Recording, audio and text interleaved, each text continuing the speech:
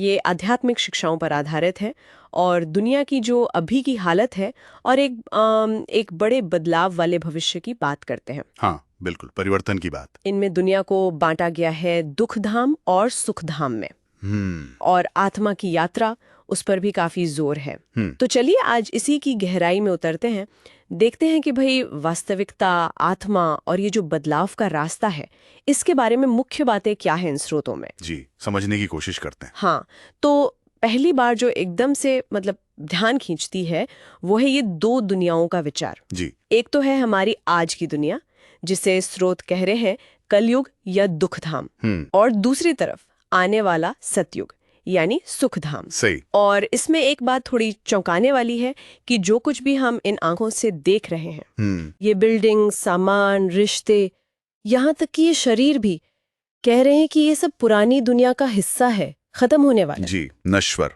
और इसे बुद्धि से भूलना है। ये भूलना क्या है? क्या उदासीन हो जाना है? नहीं, उदासीनता नहीं। ये भूलना असल में एक तरह का वैचारिक अलगाव है, डिटैचमेंट। अच्छा। स्रोत इसे कहते हैं बुद्धि का योग टूटना, यानी इस खत्म होने वाली दुनिया से मन हटाना और उसे अविनाशी सत्ता से जोड़ना। और इसी से जुड़ा एक और बहुत जरूरी पॉइंट है, परमात्मा, जिन्हें यहाँ बाप कहा गया है, उनकी भूमिका पर। हाँ, क्या भूमिका है? आमतौर पर लोग मानते हैं कि भगवान ही सुख दुख देते हैं, पर ये स्रोत बिल्कुल उल्टा कहते हैं। वो जोर देकर कहते हैं कि परमात्मा दुख दे ही नहीं सकते, वो तो केवल सुखदाता हैं। अच्छा, सिर्फ सुखदाता। तो फिर ये जो दुख, विनाश, ये सब? हाँ, वही। वो कहते हैं कि ये जो दुख या विनाश दिखता है ना, ये परमात्मा की मर्जी या प्रेरणा नहीं है। तो ये एक पहले से तय विश्व नाटक है, ड्रामा। सब कुछ ड्रामा की चक्र के अनुसार हो रहा है। ड्रामा सब कुछ फिक्स्ड है, पहले से लिखा हुआ। बिल्कुल। फिर हमारी कोशिशों का क्या मतलब? देखिए, वो इसे ऐसे समझाते हैं कि ड्रामा पहले से तय जरूर है, लेकिन हर आत्मा उसमें अपना पार्ट बिल्कुल ठीक ठीक निभाती है। कोशिश यानी पुरुषार्थ का मतलब है इस ड्रामा के ज्ञान को समझना और समझकर परमात्मा को याद करके अपनी स्थिति को बेहतर बनाना, पापों से मुक्त होना। अच्छा, तो ड्रामा का ज्ञान एक तरह से परमात्मा पर दोष लगाने से बचाता है? बिल्कुल, और हर घटना को साक्षी होकर देखने की हिम्मत देता है। और इसी ड्रामा के स्टेज पर आत्मा अपनी यात्रा करती है। और आत्मा की ये यात्रा, ये भी बड़ी अनोखी बताई है। आत्मा कोई बड़ी चीज नहीं, बस एक ज्योति बिंदु। जी हाँ, चेतना का एक बहुत ही सूक्ष्म प्रकाश का कण, अविनाशी, शरीर से एकदम अलग। और ये आत्मा 84 जन्मों का एक पूरा चक्कर लगाती है। हाँ, 84 जन्मों का चक्र। और स्रोत कहते हैं कि अभी हम उस चक्र के बिल्कुल अंत में हैं, जहां रात की यात्रा भक्ति मार्ग का समय पूरा हो रहा है। रात की यात्रा खत्म। जी, और अब दिन की यात्रा शुरू होने की बात है, जिसे कहा गया है याद की यात्रा। याद की यात्रा, ये पूजा पाठ से अलग है। हाँ, ये सिर्फ कर्मकांड नहीं है, ये है लगातार होश के साथ खुद को आत्मा समझकर परमात्मा के गुण, उनके स्वरूप का चिंतन करना, मन लगाना। अच्छा। इसी याद से कहते हैं आत्मा की बैटरी चार्ज होती है। वो तमो प्रधान अशुद्ध विकारों वाली अवस्था से सतो प्रधान बन जाती है, यानी बिल्कुल शुद्ध, पवित्र, दैवी गुणों वाली। और यही सतयुग या सुखधाम में जाने की तैयारी है। यानी सारा जोर इस अंदरूनी शुद्धि, पवित्रता पर है। और यहाँ पवित्रता का मतलब सिर्फ शारीरिक ब्रह्मचर्य तो नहीं है ना? नहीं, ये बहुत जरूरी बात है। पवित्रता को यहाँ मनसा वाचा कर्मणा, मन, वचन और कर्म तीनों की संपूर्ण शुद्धि कहा गया है। तीनों की? हाँ। किसी भी तरह के नेगेटिव या फालतू संकल्पों से मुक्ति, किसी आत्मा के प्रति देह अभिमान वाला झुकाव न होना। पवित्रता को ही सुख शांति की माँ बताया है।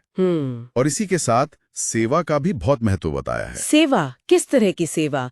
दान, पुण्य, सोशल वर्क? यहाँ सेवा का जो मुख्य अर्थ है वो है दूसरों को भी एक ज्ञान देना, परमात्मा की याद दिलाना, ताकि वो भी अपने विकारों से मुक्त हो सकें। अच्छा, ज्ञान देना। हाँ, और एक दिलचस्प बात है, दूसरों से 5 विकारों का दान मांगना: काम, क्रोध, लोभ, मोह, अहंकार। दान मांगना विकारों का? हाँ, ये एक तरह से सिंबॉलिक है, प्रतीकात्मक। इससे दूसरों को अपने अंदर की कमियों के बारे में सोचने की प्रेरणा मिलती है, जागरूक किया जाता है। कहा गया है कि इस ज्ञानदान और योग से आत्मा पर जो विकारों का ग्रहण लगा है वो उतर जाता है और आत्मा कांटे से फूल बन जाती है।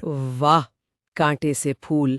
तो पवित्रता और सेवा, ये दोनों तरीके हैं आत्मा को बदलने के, सुखधाम के लायक बनाने के। बिल्कुल, आत्मा अभिमानी बनना ये जरूरी बताया है। एकदम सही कहा। आत्माभिमानी स्थिति में ही परमात्मा की याद सहज होती है। स्रोत ये भी कहते हैं कि आत्मा की स्पीड बहुत तेज है, रॉकेट से भी तेज। सच में? हाँ, पल में यहां से वहां जा सकती है या एक शरीर छोड़कर दूसरा ले सकती है।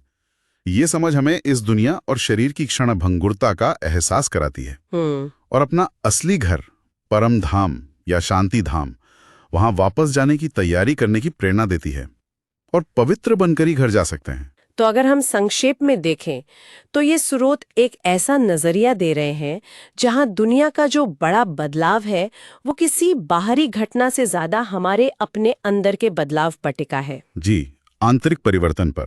परमात्मा की याद और पवित्रता का अभ्यास, इसी से एक युग खत्म होता है और दूसरा शुरू होता है। ये दुख से सुख की ओर आत्मा की अपनी और सबकी सामूहिक यात्रा है। बिल्कुल, और यहीं पर एक गहरा सवाल मन में आता है जिस पर सोचा जा सकता है। क्या? कि अगर सब कुछ इस पहले से तय ड्रामा के हिसाब से ही होना है, तो इस समझ का असर किसी व्यक्ति की अपनी रोजमर्रा की जिंदगी में उसकी अपनी जिम्मेदारी और कोशिशों के प्रति उसके नजरिए पर क्या पड़ सकता है, खासकर तब भी जब वो इस खास आध्यात्मिक दायरे से बाहर भी इस विचार पर सोचे। कहते हैं कि ये दुख की भूमि है, दुखधाम। दुखधाम, बिल्कुल। और ये मानते हैं कि ये दुनिया अब बदलने वाली है, एक बड़े परिवर्तन के करीब है। हाँ। और इसी बदलाव से गुजरने के लिए वो एक आध्यात्मिक रास्ता भी बताते हैं। तो आज हमारी कोशिश रहेगी कि इन विचारों को थोड़ा और गहराई से समझे। बिल्कुल, इन स्रोतों में समय, आत्मा, ईश्वर, इन सब का एक बहुत ही कह सकते हैं विशिष्ट नजरिया है। हाँ। तो चलिए जो मुख्य बातें हैं उन पर ही फोकस करते हैं। ठीक है, तो सबसे पहले ये दुनिया की प्रकृति पर ही आते हैं। जी। ये कहते हैं कि हम जो भी देख रहे हैं, हाँ, अपनी इन आंखों से, हाँ, ये जो स्थूल आंखें हैं, हाँ, वो सब पुरानी दुनिया का हिस्सा है, दुखधाम है, और ये खत्म होनी है। मतलब इसका विनाश निश्चित है। और इसकी तुलना फिर वो करते हैं सुखधाम से। सुखधाम यानी स्वर्ग। हाँ, एक तरह से स्वर्ग। ये अपने आप में बहुत बहुत बड़ा दावा है कि जो दिख रहा है वो असल में टिकने वाला नहीं है। हाँ, ये सोचना भी थोड़ा अलग है।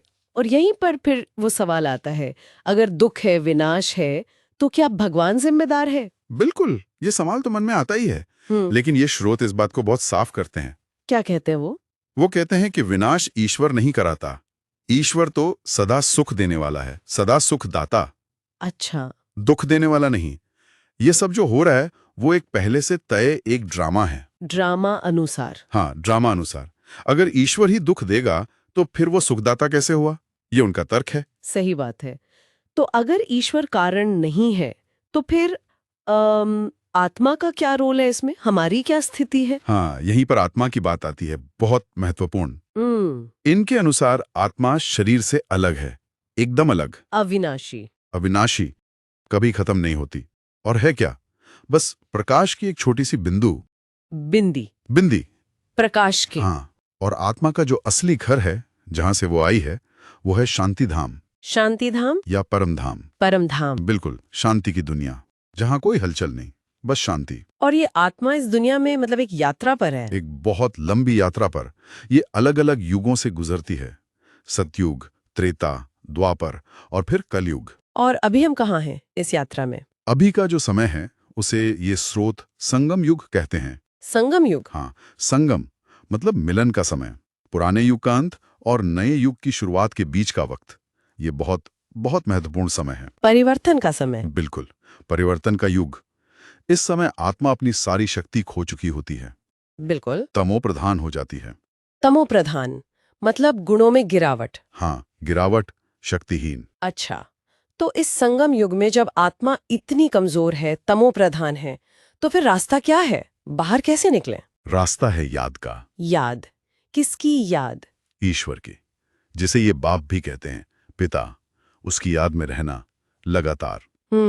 इसी याद के अभ्यास से आत्मा धीरे धीरे फिर से अपनी शक्ति पाती है, पवित्र बनती है। मतलब तमो प्रधान से सतो प्रधान? बिल्कुल, तमो प्रधान से सतो प्रधान बनने का यही रास्ता है याद। और लक्ष्य क्या है?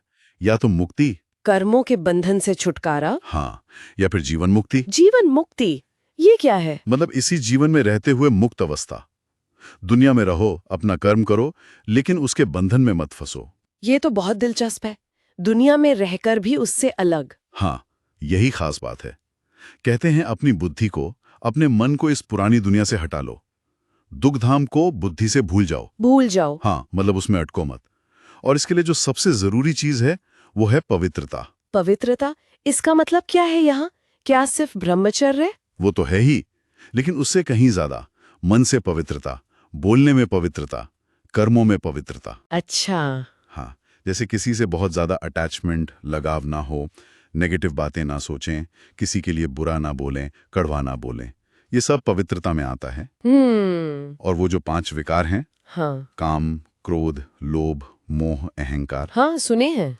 इन 5 विकारों का दान देना, मतलब इनको छोड़ना, ये बहुत जरूरी माना गया है। तो मतलब इस रास्ते पर चलने के लिए तो काफी मेहनत और ध्यान चाहिए। बिल्कुल, अटेंशन रखना पड़ता है अपने ऊपर, पूरा पहरा। अटेंशन का पहरा। हाँ, ताकि मन इधर उधर ना भागे। हाँ। और माया से सावधान रहना। माया मतलब दुनिया के आकर्षण। आकर्षण भी, और जो नकारात्मकता है वो भी। और अपनी याद की प्रैक्टिस कैसी चल रही है उसका रोज चार्ट बनाना। चार्ट लिखना रोज। हाँ, रोज। ताकि पता चले कि कितना समय याद में रहे। और सिर्फ अपने लिए नहीं, दूसरों को भी ये ज्ञान देना, सर्विस करना, सेवा। अच्छा। ये सब करना है ईश्वरीय निर्देशों के अनुसार, जिसे ये श्रीमत कहते हैं। श्रीमत यानी श्रेष्ठ मत या सलाह। बिल्कुल। और मानते हैं कि इसी श्रीमत पर चलकर ही भविष्य का वो सुख का राज्य, सुखधाम स्थापित होगा। तो कुल मिलाकर एक तरह से देखें तो ये स्रोत कह रहे हैं कि दुनिया की हालत भले ही खराब हो, दुखधाम हो, लेकिन उम्मीद है। और वो उम्मीद व्यक्तिगत बदलाव में है। बिल्कुल सही पकड़ा। निचोड़ यही है, आत्म परिवर्तन से विश्व परिवर्तन, विश्व परिवर्तक बनने की बात है। यहाँ तक कि ये भी कहा गया है कि जो साइलेंस बल है, मतलब आंतरिक शांति और याद की जो शक्ति है, हाँ, वो साइंस की शक्ति पे भी जीत पा सकती है। भौतिक विज्ञान पर। ये को बहुत गहरी बात है। साइलेंस बल, साइंस पर विजय। हाँ, सोचने वाली बात है कि कैसे एक व्यक्ति का अपने अंदर काम करना, अपनी शुद्धि करना, ईश्वर को याद करना, ये पूरी दुनिया के बदलाव से जुड़ जाता है। वो जैसे कहते हैं ना, रात की राही थक मत जाना, सुबह की मंजिल दूर नहीं। शायद ये उसी आंतरिक यात्रा की ओर इशारा है। बिल्कुल, एक व्यक्तिगत यात्रा जो शायद पूरी दुनिया के लिए एक नई सुबह ला सकती है। हाँ, यही इन स्रोतों का आशावादी संदेश लगता है।